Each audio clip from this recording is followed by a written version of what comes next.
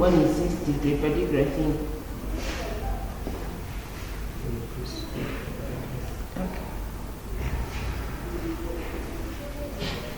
The ability to perceive gender. If you're able to perceive gender differences and issues and incorporate these into strategies and actions, that means you're being sensitive. The ability to perceive gender differences and issues. What about gender analysis? So we also looked at gender analysis, we also looked at gender mainstreaming, we also looked at gender empowerment, we looked at gender bias, we looked at masculinity, we looked at femininity. Then we also looked at experience of gender across different social groups, like regions and time periods. We also looked at that, how time has affected gender. Then we also looked at, we stopped at challenges in gender, challenges in gender roles in society, family, region, culture and media, and popular culture and popular cultures. So I remember we stopped at looking at the choices of professions. We were saying, what are some of the things that affect the choice of professions in our society? The choice of professions and future goals for girls can be outflowed by gender constraints. So we're looking at what are some of the or challenges that affect us. Okay, in this case we're all ladies, so I think we can be talking about ladies much. Because I was trying to be sensitive. So I've seen including all of us we are males, we are females. So this study says, what are some of the challenges that affect females when you're trying to choose our professions? What are some of the things that or the challenges that we encounter? What are some of the challenges that females face as they are making a choice on type of profession they want to choose? Or maybe their future goals, if they're making their future goals, what are some of the challenges that they encounter? We talked of low literacy levels. We already covered this one, we're just trying to go through them. We talked of low literacy levels, we talked of lack of financial capacity, we talked of no access to microfinancing, dependence on husband for financial capacity, low level skills among women. Then we talked about too much workload in the home for women.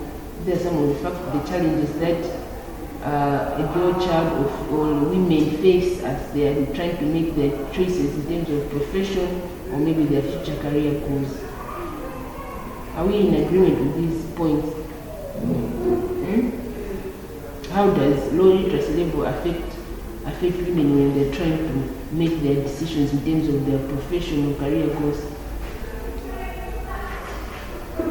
Other professions require people who are high or who are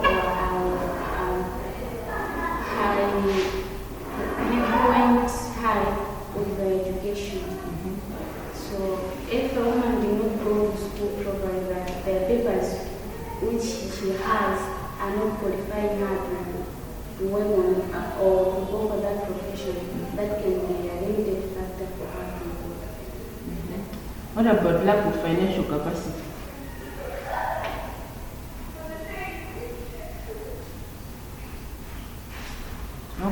How can it be a hindrance to your profession or career goals as a woman?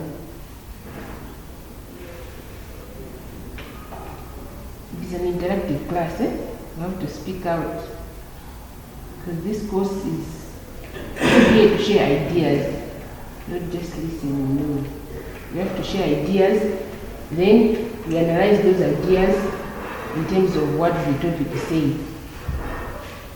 We are sharing ideas here. How can lack of financial capacity be a challenge to one's profession or career when the one is making their decisions in terms of career? If you have low finances or don't have enough money, can you go ahead and pursue a degree? So you have to be well financially. You have to be well financially equipped for you to pursue a degree, a certain level of education. So if you're getting, for example, if they say you're enrolling for a certificate, the cost of a certificate level and the cost of a diploma or a degree, there's a difference. So that's how lack of financial capacity also may affect the level of profession which you want to engage yourself in or your career goals. But that doesn't mean that it should stop you, because you can still master the certificate level and keep on upgrading until you reach the level which you want.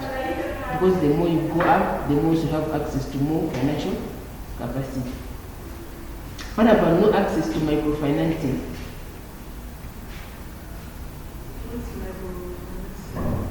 Microfinancing, this is where you have maybe we have opportunities to small grants.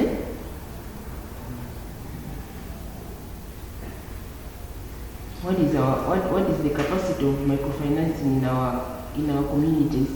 Do women have more access to these opportunities, or maybe there's some gender inequality, or there's no fairness at all, or maybe the community just takes women as not being able to,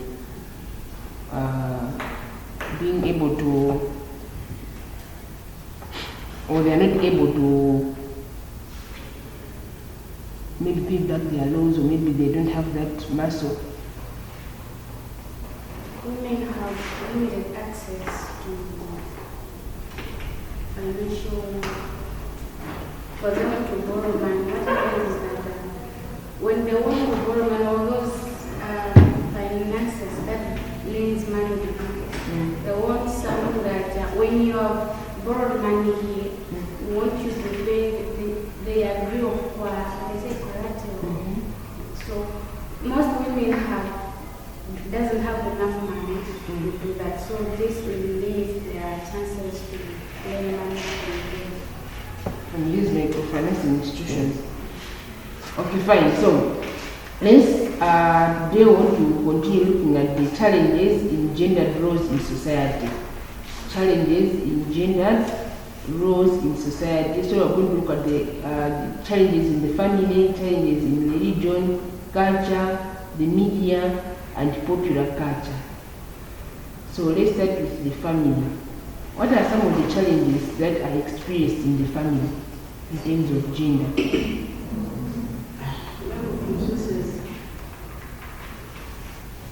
In the family, can you explain how lack of resources is one of the challenges?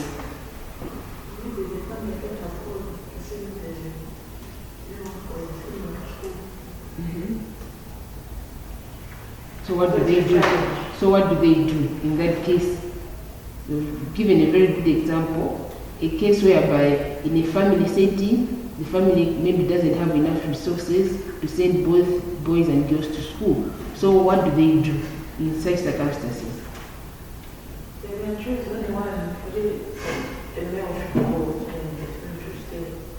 So that means our culture, they prioritize boys going to school than females. We all of us were in agreement with that. Why does it happen like that? They say that boys are very diligent than us. But is it true? No. Okay, apart from that scenario, what else? What are some of the challenges, gender challenges that are experienced in the family?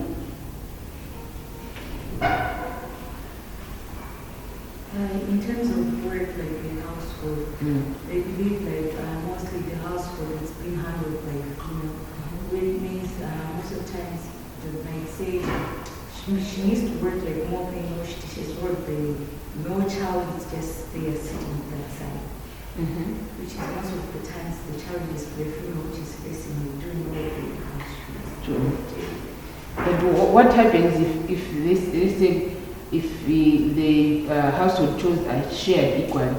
So it's the parents, or maybe it's just the cultural setting that it's only the females who are supposed to do the household chores.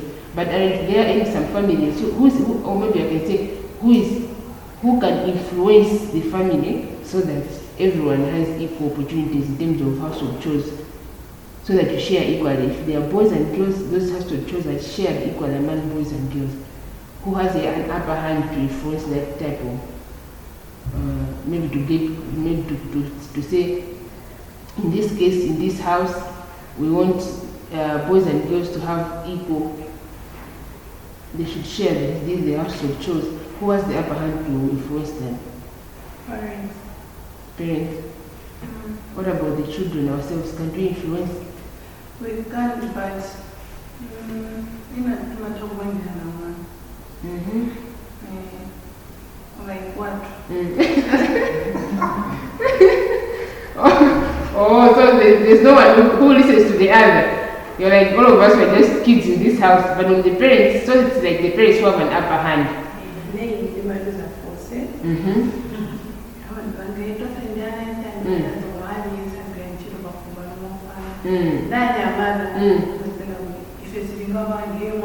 Why can they do it?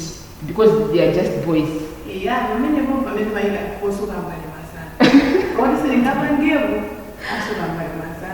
So what like how do parents respond to that?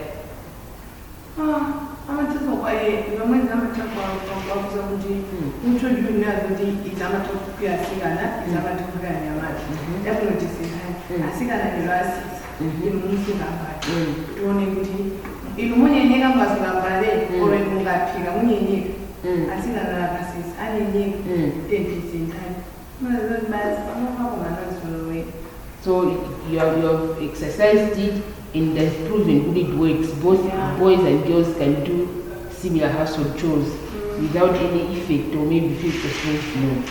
So yeah, those are some of the challenges that I experienced in the family. And when you can look at this deeply, it starts from at a very young age. I remember last week we were saying gender and the child education. You can see we are looking at a very young age, whereby whatever is happening at the child at a very young age, influences their upbringing. As you can see, as you've just said, the example which I've just given, it literally shows good even from the very beginning. Maybe you as kids, you are being given, maybe you are being shared this responsibility from a very young age.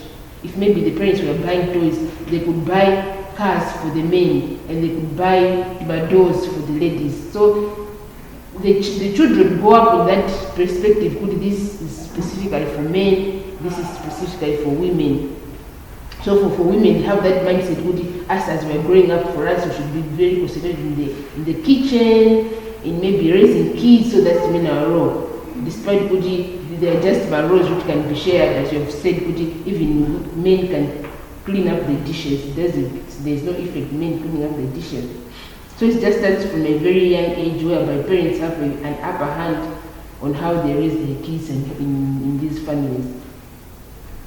So many children develop within a set of gender-specific social and behavior norms embedded in family structure, natural play patterns, as I've already said. Could you find out, maybe if it's time for playing outside, boys they will be playing football while girls will be playing netball. So that mindset just grows up naturally. Football is only for men, netball is only for girls. Even the other different types of play patterns that are there, they are shared according to the different sexes. Even parents can also influence, you should not be playing with boys, just play with your fellow girls. And if you're seen most of the time hanging out with boys, how do they label you in the family? If you all the time you're hanging around with boys, it's regarded it's not good, eh? Why?